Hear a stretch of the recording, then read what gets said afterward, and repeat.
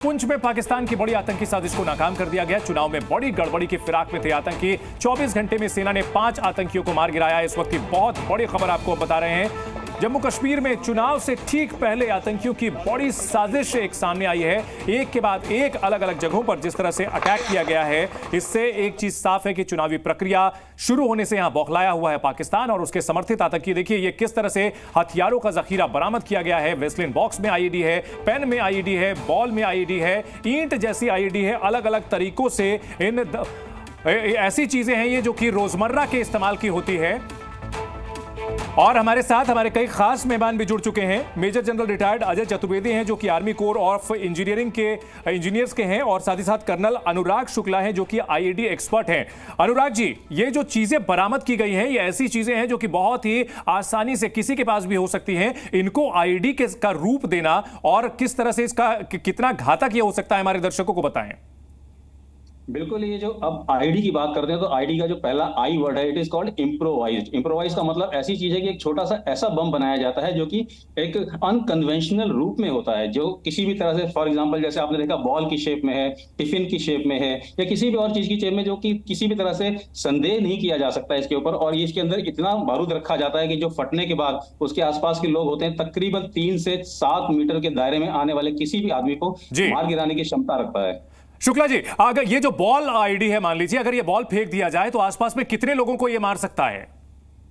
जिस हिसाब से हम बॉल की साइज देख रहे हैं यहां से टीवी के अंदर, तो इसके साइज से मुझे ऐसा लगता है कि कम से कम 4 से 5 इंच मोटी बॉल है। और अगर इसके अंदर हम अंदाजा लगाएं कि तकरीबन 10 ग्राम एक्सप्लोजिव भरा होगा, तो अगर इसको ब्लास्ट किया जाए तो तकरीबन 10 मीटर के अंदर आने वाले, 10 मीटर रेडियस के अंदर आने वाले जितने भी लोग होंगे उनके ऊपर बड़ा घातक प्रहार होगा और मौत की संभावना है। जी चतुर्वेदी जी, अगर बात की जाए ये जो हथियारों का जखीरा बरामद किया है, आप लोग लंबे समय से देखते रहे हैं कश्मीर में किस तरह से आतंकवाद फैलता रहा है और कैसे क्या मॉड्यूल रहा है, आतंकियों का क्या मकसद नजर आता है इन हथियारों के साथ?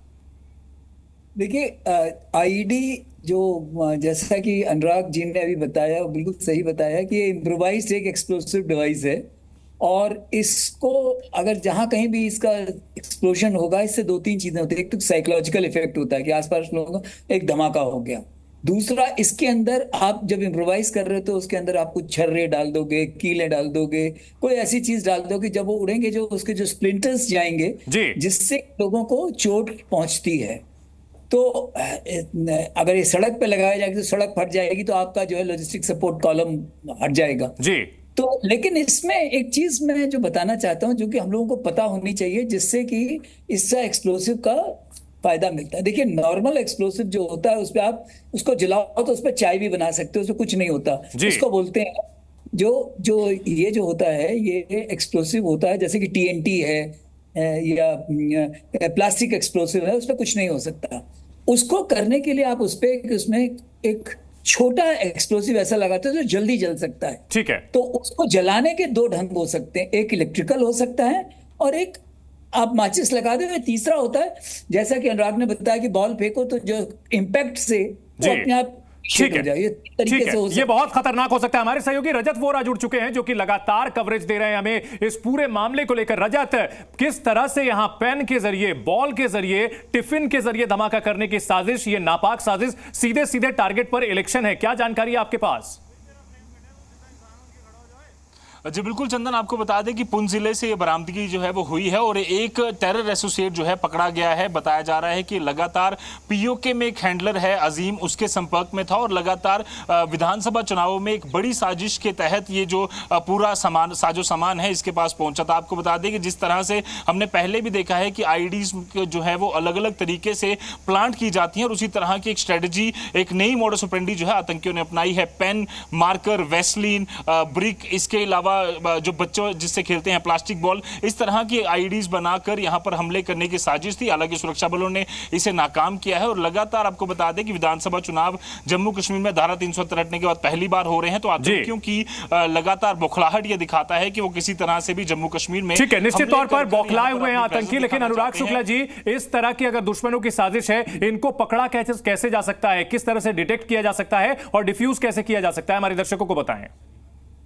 जब भी कहीं आशंका होती है कि किसी जगह पे आईडी होने की संभावना है, उस जगह पे सिक्योरिटी फोर्सेस दो तरह से देखते हैं इसको। डिवाइस को जो ब्लास्ट करने का तरीके, दो तरीके होते हैं। एक होता है मैकेनिकल, जिसके अंदर कोई भी वायर हो सकती है, इम्पैक्ट बेस हो सकता है, किसी भी तरह का मैकेनिकल सिस्टम होता है जिससे आईडी ब्लास्ट हो जाती है, ट्रिगर हो जाती है।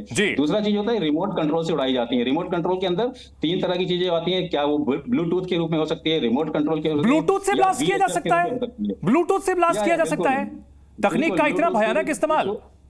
यस, इसको ब्लूटूथ की एक फ्रीक्वेंसी होती है, उस फ्रीक्वेंसी में अगर उसको ट्रिगर किया जाए तो वो डेफिनेटली, इसकी रेंज बहुत कम होती है, तकरीबन 20 से 25 मीटर की रेंज होती है, लेकिन इसके बावजूद ये एक ट्रिगर के लिए काम कर सकती है ब्लूटूथ, जो कि हम अपने मोबाइल फोन से भी कर सकते हैं। डिफ्यूज कैसे करेंगे सर, डिफ्यूज कैसे करेंगे आप? तो आप इससे बिल्कुल नो हाउ जानते हैं, इसको डिफ्यूज कैसे किया जाए?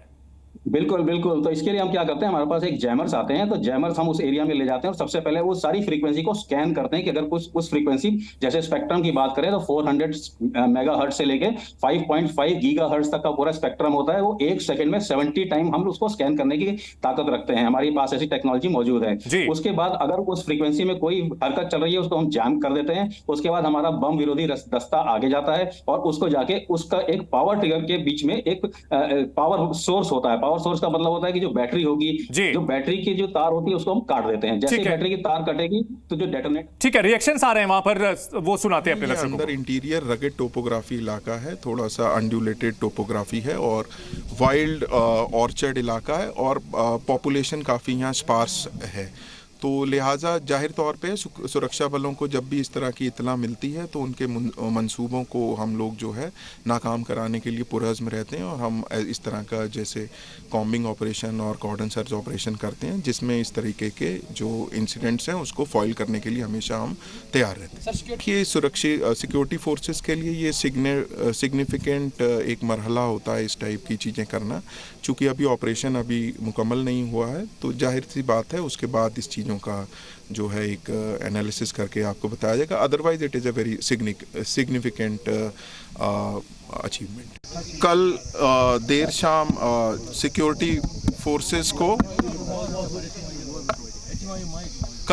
सिक्योरिटी फोर्सेस को जनरल एरिया टापर में टेररिस्ट की मूवमेंट की इतला मिली।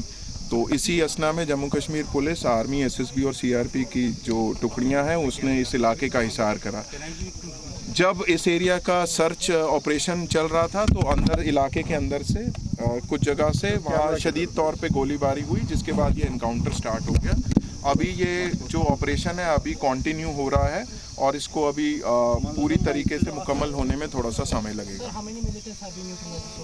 अभी कुछ बॉडी साइट हो रहा है, चूँकि ये टेक्निकल मैटर्स होते हैं, इसका जो वाजे करना अभी मुनासिब नहीं है। जब ये ऑपरेशन मुकम्मल हो जाएगा उसके बाद ये सारी तफसीलात आपसे साझा कर ली जाएगी। देखिए ये अंदर का अंदरूनी इलाका है और ये थोड़ा सा वाइल्ड और सेमी वाइल्ड इलाका है। ऑर्चर्ड्स और इस टाइप का थोड़ा सा टफ रगेड टोपोग्राफी है। तो सुरक्षा बलों को इसका इनपुट था और इस टाइप के तत्व जो हैं हमेशा खलल वाक़ा पैदा करने के लिए भरसक प्रयास करते हैं, परंतु सुरक्षा फोर्सेस भी जो हैं, सुरक्षा बल हैं, अपने जो इनपुट्स पे काम करती हैं। They are quite vigilant and active and they have foisted their plans. चुनावी माहौल है, इसके लिए क्या सतर्कता ज़्यादा बरती जा रही है, क्योंकि इनपुट भी है शायद कि कुछ। जैसा आप जानते हैं कि जो सिक्योरिटी फोर्सेस हैं यहाँ फ्री फेयर इलेक्शन हो और इंसिडेंट फ्री इलेक्शन हो, उसके लिए हमेशा से पुरअज़्म में और प्रयासरत है। ये कहा जा रहा है कि इस इलाके में चुनावी रैली भी आज होने वाली थी, क्या इस तरह के इनपुट्स थे कि इस तरह कुछ होने वाला है इस रैली में? देखिए इन चीज़ों को, दो चीज़ों को मैं जोड़ूंगा नहीं, आपसे जैसा मैंने बात साझा की है, सुरक्षा बलों को इनपुट था और ये एरिया जो है इंटीरियर एरिया है, रगेड और टोपोग्राफिकली रगेड और सेमी वाइल्ड एरिया है। तो इस तरीके के दो चीज़ों को जोड़ना अभी मुनासिब नहीं होगा। ऑपरेशन अभी जारी है, इसको थोड़ा सर्च ऑपरेशन अभी जारी। Thank you so much.